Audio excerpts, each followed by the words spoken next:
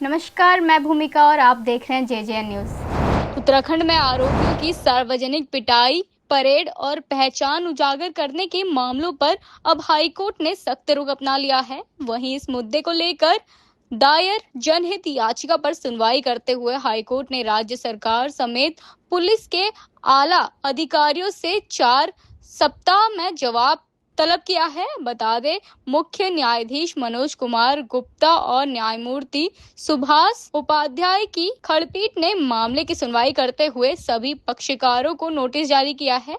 यहाँ याचिका में आरोप लगाया गया है कि हाल के दिनों में पुलिस द्वारा गिरफ्तार या आरोपी व्यक्तियों को सार्वजनिक रूप से पीटने, उनकी परेड कराना और उनकी पहचान मीडिया व सोशल मीडिया पर उजागर करना आम होता जा रहा है।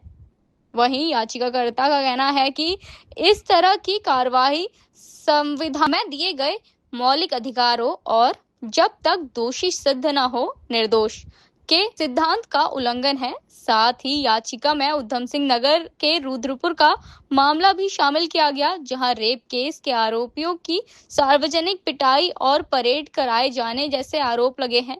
बता दें, 28 जुलाई को सोशल मीडिया पर वायरल वीडियो का भी हवाला दिया गया, जिसमें कथित तौर पर पुलिस कर्मियों द्वारा लोगों को सड़कों पर पीटते हुए दिखाया गया।